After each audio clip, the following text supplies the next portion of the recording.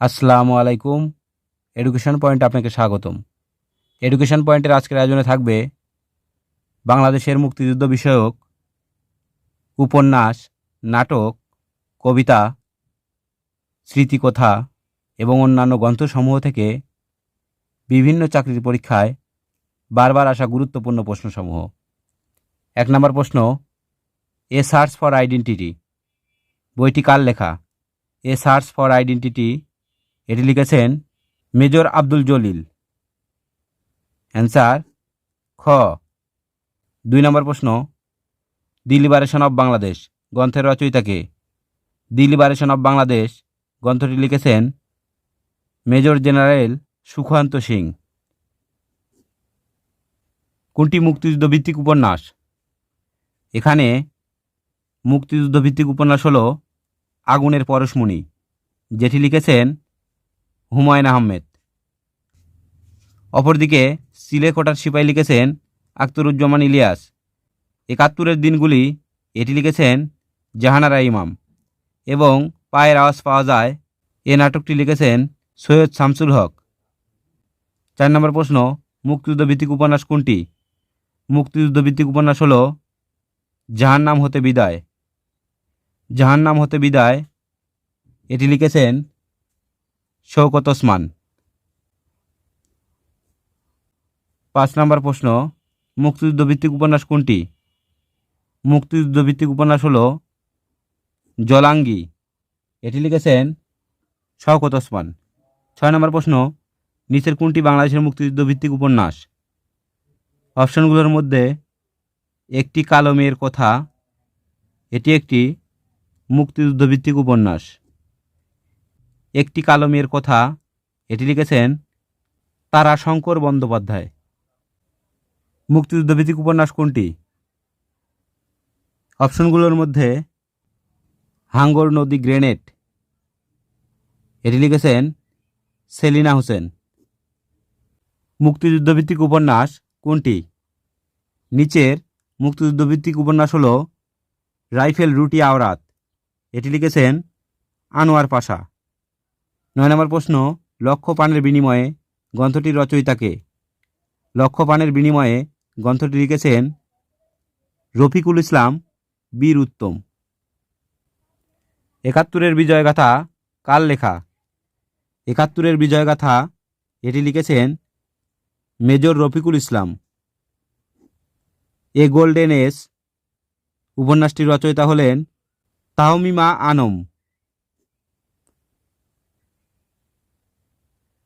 মুক্তিযুদ্ধ ভিত্তিক নাটক পায়ের আওয়াজ পাওয়া যায়, এটি লিখেছেন সৈয়দ শামসুল হক। আমি বীরঙ্গনা বলছি গ্রন্থের লেখক কে? আমি বীরঙ্গনা বলছি গ্রন্থটি লিখেছেন ডক্টর নীলিমা ইব্রাহিম। আমি বিজয় দেখেছি গ্রন্থটির রচয়িতা কে? আমি বিজয় দেখেছি গ্রন্থটির রচয়িতা হলেন এম.আর. আক্তার মুকুল। মুক্তিযুদ্ধ ভিত্তিক রচনা কোনটি? ৭১-এর দিনগুলি, যেটি লিখেছেন জাহানারা ইমাম। কোনটি মুক্তিযুদ্ধ ভিত্তিক স্মৃতিকথা? অপশনগুলোর মধ্যে ৭১-এর দিনগুলি এটি একটি স্মৃতিকথা, এটি লিখেছেন জাহানারা ইমাম। ১৭ নম্বর প্রশ্ন, ৭১-এর দিনগুলি বইটির রচয়িতা কে? ৭১-এর দিনগুলি বইটির রচয়িতা জাহানারা ইমাম। ৭১-এর চিঠি কোন ধরনের রচনা? ৭১-এর চিঠি এটি একটি মুক্তিযোদ্ধাদের পত্র সংকলন, যেটি লিখেছেন প্রথম আলো পত্রিকা। ৭১-এর চিঠি গ্রন্থটির প্রকাশক কোন প্রতিষ্ঠান? ৭১-এর চিঠি গ্রন্থটির প্রকাশক প্রথমা প্রকাশনী। মার্কিন কোন কবি বাংলাদেশের উপর সেপ্টেম্বর অন যশোর রোড কবিতাটি রচনা করেছিলেন? মার্কিন কবি Allen Ginsberg September on Jessore road কবিতাটি রচনা করেন। ২১ নম্বর প্রশ্ন, ফেরারি ডায়েরি কোন পটভূমিকায় রচিত? ফেরারি ডায়েরি এটি হল মুক্তিযুদ্ধ ভিত্তিক স্মৃতিকথা, যেটি লিখেছেন আলাউদ্দিন আল আজাদ। 1971 সালের মুক্তিযুদ্ধ বিষয়ক পুস্তক কোনটি? মুক্তিযুদ্ধ বিষয়ক পুস্তক হল বিদ্রোহী বাঙালি। নিচের কোনটি মুক্তিযুদ্ধভিত্তিক গ্রন্থ নয়? অপশন খ বিরহ বিলাপ, এটি মুক্তিযুদ্ধভিত্তিক গ্রন্থ নয়। কোনটি মুক্তিযুদ্ধভিত্তিক উপন্যাস নয়? এখানে রাইফেল রুটি আওরাত, এটি একটি মুক্তিযুদ্ধভিত্তিক উপন্যাস। দুই সৈনিক, এটি একটি মুক্তিযুদ্ধভিত্তিক উপন্যাস। নেকড়ে অরণ্য, এটি একটি মুক্তিযুদ্ধভিত্তিক উপন্যাস। অপরদিকে কাদো নদী কাদো, এটি মুক্তিযুদ্ধভিত্তিক উপন্যাস নয়। কোনটি মুক্তিযুদ্ধভিত্তিক উপন্যাস?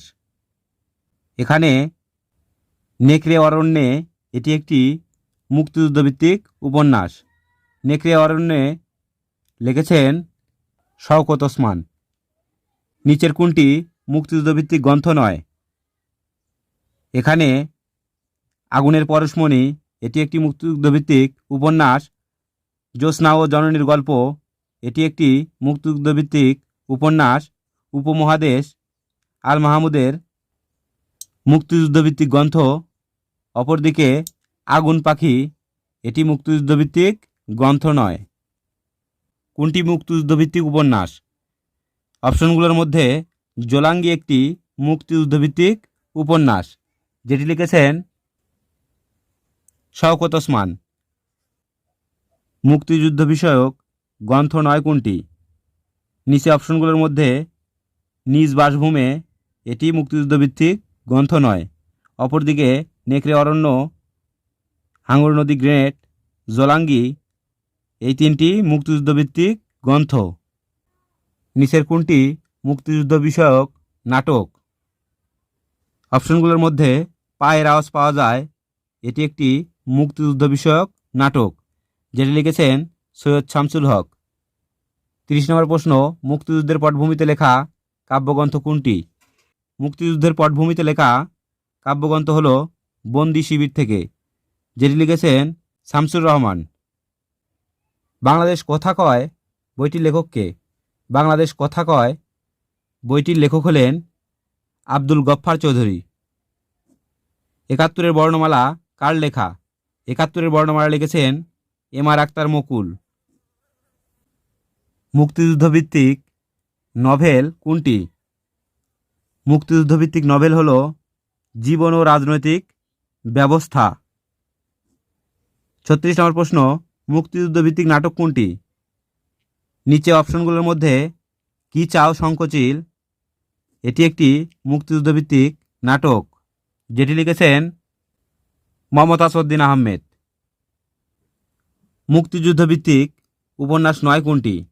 হাঙ্গর নদী গ্রেনেড, জ্যোৎস্না ও জননীর গল্প, স্টপ জেনোসাইড, এগুলো হলো মুক্তিযুদ্ধভিত্তিক উপন্যাস।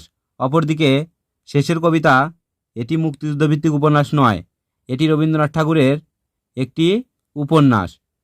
কোনটি মুক্তিযুদ্ধভিত্তিক উপন্যাস নয়?